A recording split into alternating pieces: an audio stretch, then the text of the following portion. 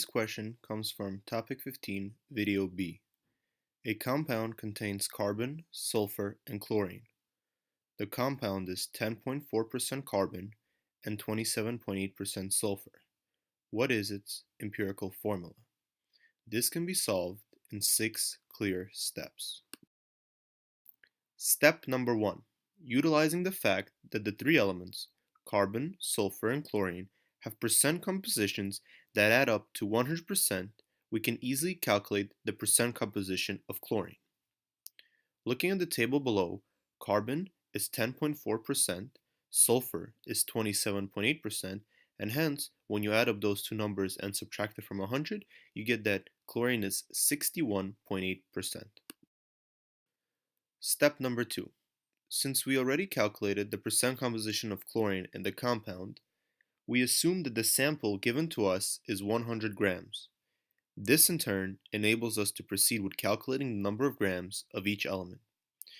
As you see in the table, carbon simply becomes 10.4 grams, sulfur becomes 27.8, and chlorine 61.8 grams. Step number 3.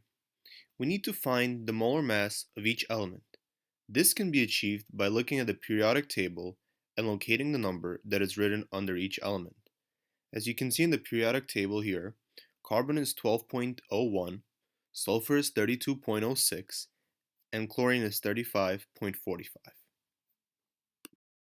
Continuing step number 3, we look at our table, which shows that the molar mass is 12.01 grams per mole for carbon, 32.06 grams per mole for sulfur, and 35.45 grams per mole for chlorine.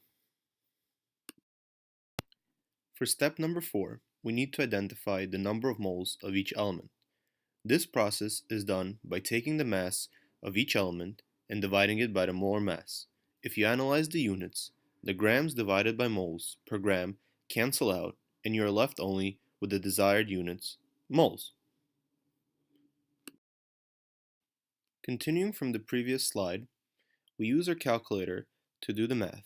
So we have 10.4 grams of carbon divided by 12.01 and you get 0.8659 moles. Then you do the same thing for sulfur, and with this case you get 27.8 divided by 32.06 and you get 0.8671 moles. Next you take 61.8 grams of chlorine and you divide it by the molar mass of chlorine, which is 35.45, and you get 1.7433 moles.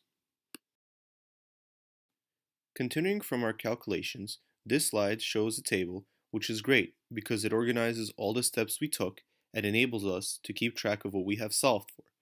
By dividing the grams by the molar mass, we receive the number of moles as seen in the bottom row here.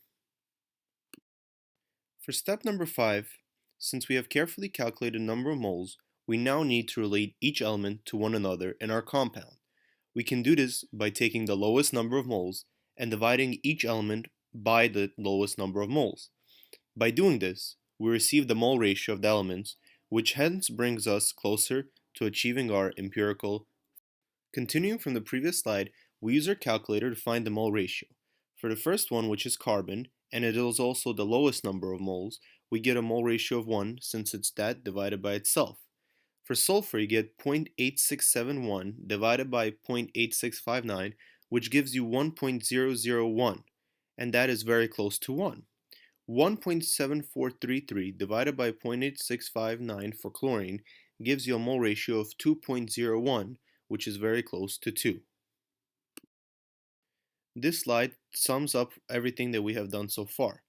And with the bottom row showing our mole ratio, we see that carbon has 1, sulfur has approximately 1, and chlorine has approximately 2. Hence, this brings us to our final step of determining the empirical formula. For the final step, the formula would become CsCl2, and that is the empirical formula because it is the simplest positive integer ratio of atoms present in this compound. This compound is thiophosgene.